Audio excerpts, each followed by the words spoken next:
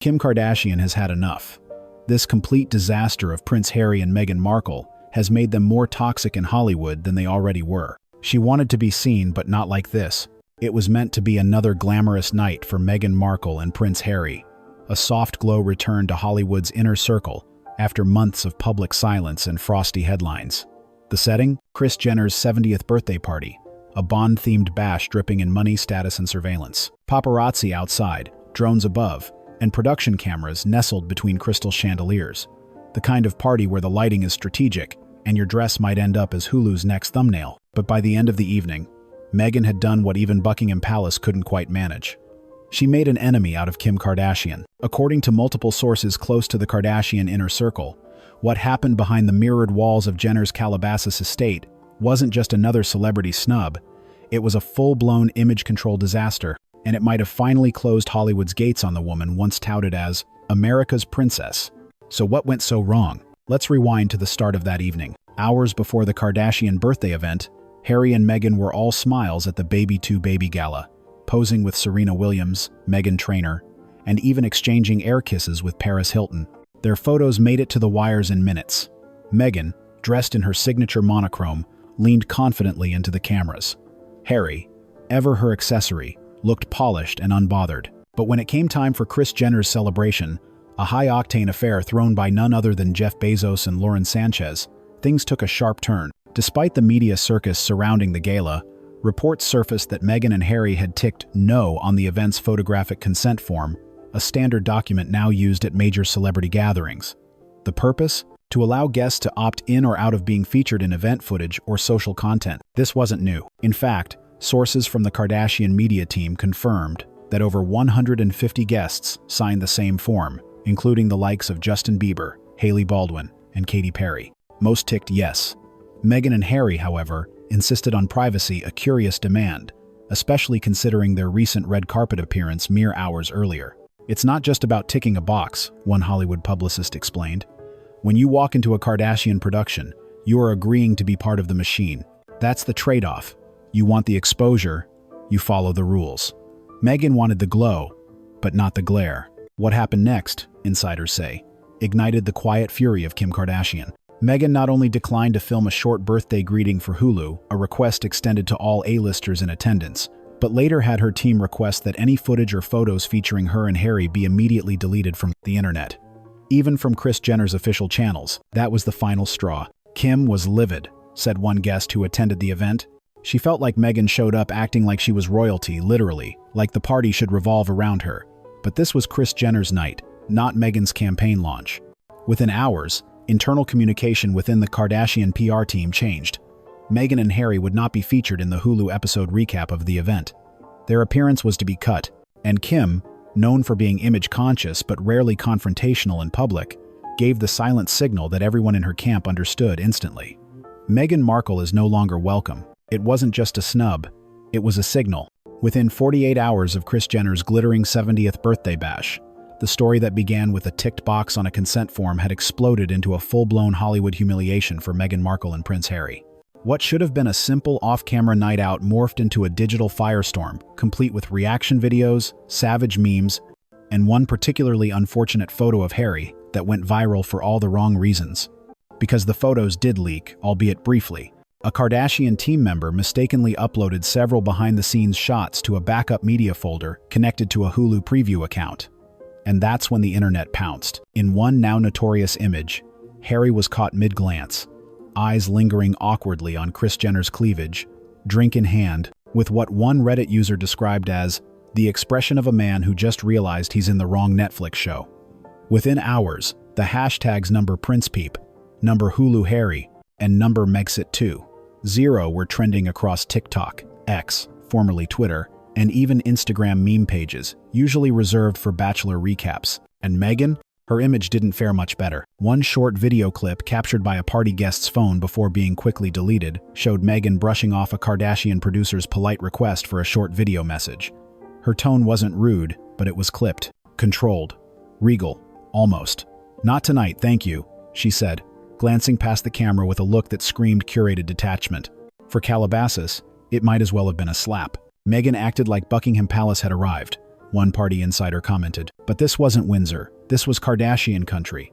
You don't out-diva the divas. Not here. Not ever. That quote, featured prominently in Page Six's follow-up coverage, was the moment things crystallized. The Kardashians were done playing nice. No more photo ops. No more secret brunches. No more quiet feelers about podcast cameos or reality-adjacent appearances. Meghan was out. And that was before the Royalist reported that Meghan's team had actively contacted multiple tabloid sites, asking for retroactive image removals, triggering what media insiders call the Streisand effect on steroids. Once deleted, the photos became more valuable, more viral, and more damning. Meanwhile, Harry looked increasingly adrift, both literally and figuratively. In the now viral clip, he's seen loitering near the champagne bar, shoulders hunched, wearing the exact expression of a man forced to attend his partner's networking event and told not to speak unless spoken to. At one point, he's even caught mouthing something unintelligible to a security guard. The internet quickly decided it was either, "How do I leave?" or "Where's the toilet?" Satirical voiceovers soon flooded TikTok. One user dubbed the clip, "When you give up a throne but not the parties." Another added fake inner monologue, "Mum told me to stay away from reality TV. Now I'm stuck inside it." The mockery was relentless and unusually bipartisan. Even some of Meghan's former defenders began raising eyebrows. How could a woman so media-savvy keep walking into disasters that felt self-inflicted? She wanted the photos out there. "Let's be real," said Rob Shooter, celebrity columnist and podcast host.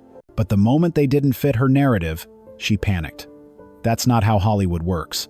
You don't get to script the edit unless your name is Chris. But the harshest silence came not from Calabasas, but from across the Atlantic. No response, no denial, not even a whisper from the British royal family. Just hours after the Photogate broke, Kensington Palace released a quiet, understated image of Prince William attending the Royal British Legion ceremony with Prince George and Princess Catherine. George wore a red poppy. William stood tall. Catherine smiled softly at the crowd. There was no need for words. The contrast was devastating. While Harry stumbled through themed parties, red carpets, and viral gaffes, his brother was carrying on tradition, in uniform, beside his heir and future queen. The message was unmistakable. One side was building legacy. The other was chasing spotlights and tripping over them. And Meghan? Sources say she went silent after the incident, canceling a planned appearance at a Women in Leadership brunch the following week. Kim Kardashian, meanwhile, flew to Paris the next day and was photographed laughing at a dinner with Anna Wintour. No statements were released. None were needed. Meghan and Harry had walked into Hollywood thinking they could control the narrative. Hollywood just wrote them out of it. They say Hollywood doesn't forgive, it forgets. But Kris Jenner doesn't do either. In the weeks following the infamous Photogate scandal, Meghan Markle and Prince Harry's names all but vanished from every Kardashian-related media output. No follow-up features, no Hulu teasers, not even a birthday thanks for coming repost. For two people who once believed they could manipulate the machine, it appears they underestimated the woman who built it. Kris Jenner didn't yell. She edited. Sources close to the Hulu production confirmed that any footage featuring Harry and Meghan was scrubbed with surgical precision during the final edits of Kris's 70th birthday special. Even background shots were digitally adjusted. One post-production editor reportedly joked, "It's like they never showed up." Except, they did. And Hollywood noticed. The most brutal takedown in this town isn't public, it's erasure, a top network consultant told Variety. Kris didn't need to go on a rant. She just made sure Meghan's face wouldn't show up next to hers on a thumbnail. This wasn't just a response to one night's mishap. According to insiders, this was the climax of a much longer story. A story where Meghan had been quietly trying to position herself within the Kardashian sphere of influence for years. Let's rewind. In late 2021, Meghan's mother, Doria Ragland, was spotted attending a private charity event in LA, hosted by Kris Jenner and attended by several Hulu executives. Doria, gracious and understated, was photographed chatting warmly with the matriarch. Meghan, conspicuously absent, had sent regrets, or so her team claimed. But multiple insiders now say it was a strategic move. That wasn't Meghan skipping. That was Meghan sending Doria as an ambassador, one Hollywood event planner revealed. She wanted in. She just didn't want to look like she wanted in. That pattern repeated. In early 2023, after the fallout from the Netflix docuseries and Spotify podcast cancellation, Meghan's team quietly floated interest in a low-key docu-style series centered on motherhood, female leadership, and healing. Hulu execs took the meeting but declined. Too curated, one producer summarized. Too controlled. And frankly, not Kardashian-friendly. But Meghan didn't stop. She started showing up, or rather, placing herself within elite visibility zones. Art galas with Chrissy Teigen, panels with Reese Witherspoon's book club, a rumored lunch with Gwyneth Paltrow. And then came the Baby 2 Baby Gala, hours before Kris Jenner's party, where Meghan posed with Serena Williams just close enough to keep eyes on her, just far enough to claim privacy. The plan was clear. Soft, reintroduce herself to Hollywood's upper echelon without appearing thirsty. But to those behind the scenes, it reeked of strategy. Meghan wants Oprah's gravitas with Kim's reach, said one entertainment PR insider. But she doesn't understand Oprah built trust. Kim built an empire. Meghan's still trying to build a narrative. And now, that narrative is breaking. Sources say Kris Jenner was well aware of Meghan's previous feelers, but never committed. Kris doesn't bring you in unless you bring something back, an executive at Hulu confirmed. And Meghan, love her or not, doesn't convert. She doesn't rate. The data shows it. The final straw, reportedly, wasn't the party snub. It was Meghan's team demanding the takedown of behind-the-scenes photos from a Kardashian-led production, a move insiders saw as tone-deaf, self-important, and unforgivably ungrateful. Kris took it personally, said one source. She felt like Meghan showed up, took the glitz, blocked the press, then tried to rewrite the story. That's not how this town works.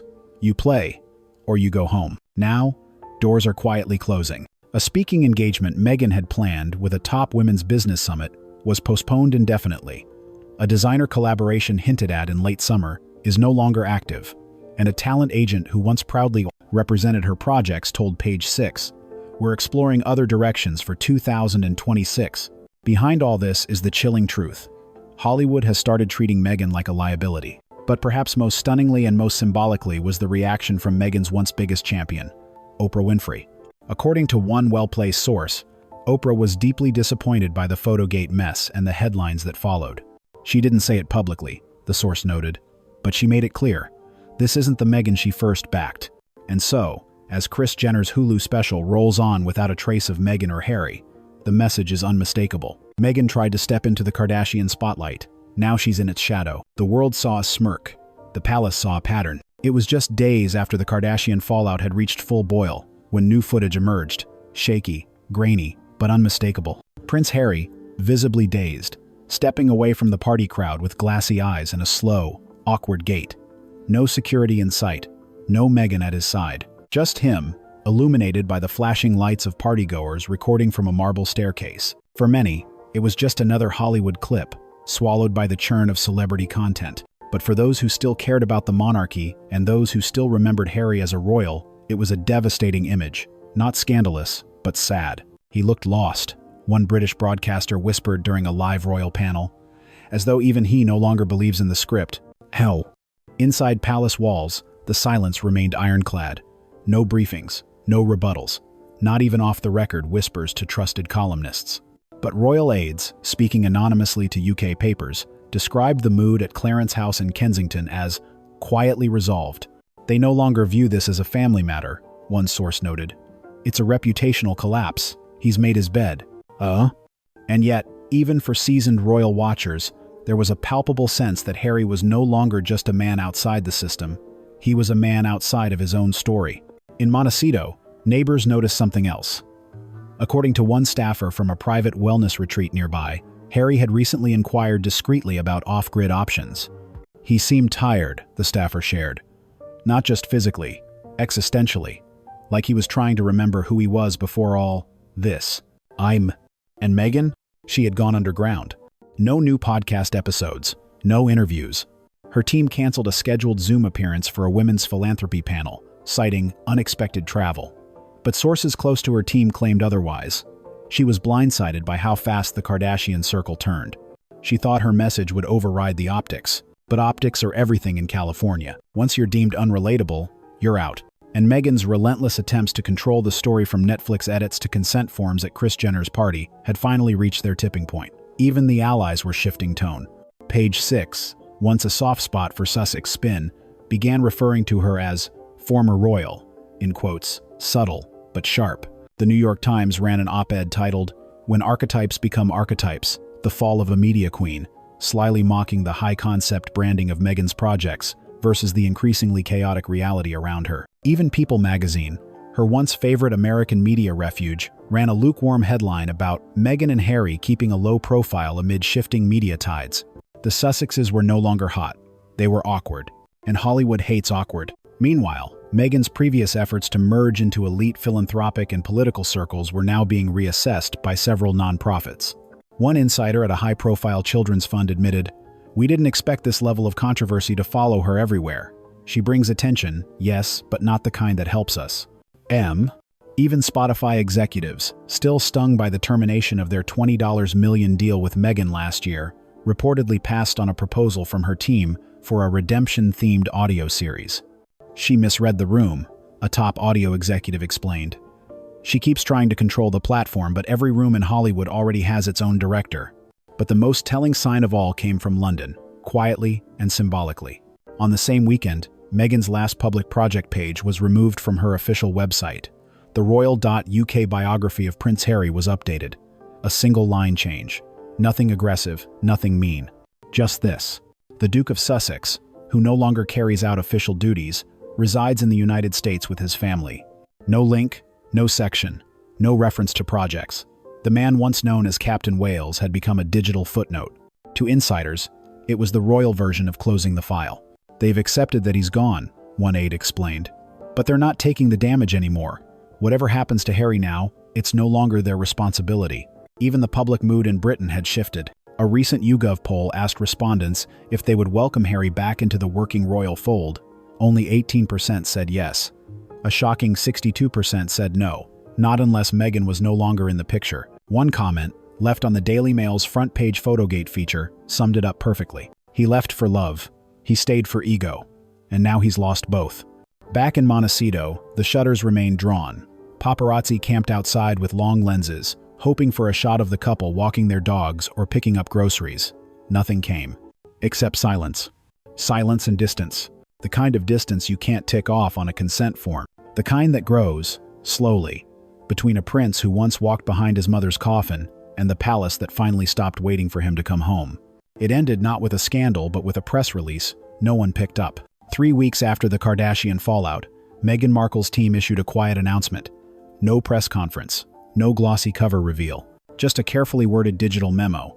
The Duchess of Sussex will be stepping back from entertainment-based initiatives to focus on long-term philanthropic goals and private consultancy. There was no new platform, no clear destination, no mention of upcoming projects.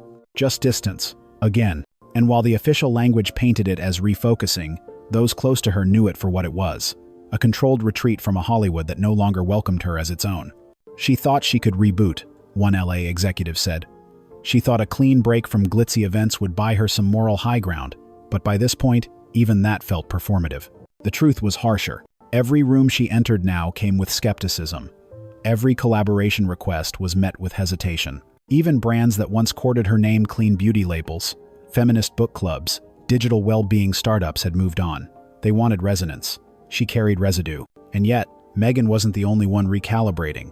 Behind closed doors, Prince Harry was facing his own reckoning. His silence, once a gesture of loyalty, had become a kind of slow, emotional suffocation. He hadn't spoken publicly since Photogate. Not even to correct the memes. Not even to defend Meghan.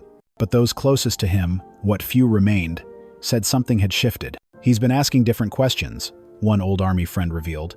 "Not about cameras or headlines. About himself, who he is, where he's going." The trigger may have come quietly, one morning in mid-November. British press published a leaked note from a royal staffer, confirming that Prince George had attended his first full day of official royal briefings alongside William and Catherine at Windsor Castle. It was the image that did it. A wide shot, captured by palace photographers, of George in a tailored navy coat, his father at his side, standing before a war memorial. Sturdy, clear-eyed, present. That photo traveled faster than any Hollywood promo, and in private, Harry saw it. He didn't say anything, one source said. He just stared at it for a long time, then got up and walked away. If George was the future, what did that make Harry now? No longer a soldier, no longer a working royal, no longer a welcomed guest in Hollywood. Meghan, meanwhile, had made one final call not to an executive, but to Oprah. Insiders say it was brief. Meghan wanted to clarify misconceptions, perhaps suggest a follow-up project. Oprah reportedly listened politely, then declined. "It's time to focus on the next chapter," she told her. Translation: Your story has been told. It's no longer ours to carry. There would be no part 2, no cinematic comeback. Not in Montecito, not in Calabasas, not in Windsor. And yet, this wasn't quite exile, not in the royal sense. It was worse. It was invisible. Because in the world, they'd chosen the world of branding, image, influence. Nothing is more fatal than being tuned out. And that, finally, is what happened. The world stopped listening. No one attacked them. No one smeared them. They were simply left out of the edit. At the palace, no comment was issued. But sources say King Charles approved the final protocol changes to remove the Sussexes from future state events, even as non-working guests. Prince William, meanwhile, was reportedly focused on building forward, especially now that George had entered his formal preparation phase. When asked whether the door was ever open again for Harry, one senior royal aide replied only, "The family never forgets, but it does move on." As for Harry and Meghan, they remain in Montecito, still together, still shielded. But now, for the first time, truly isolated. The parties are quieter, the invitations fewer, the causes more vague, the brand dulled. And in a house once built on the belief that they could rewrite the script, the silence between them grows louder by the day.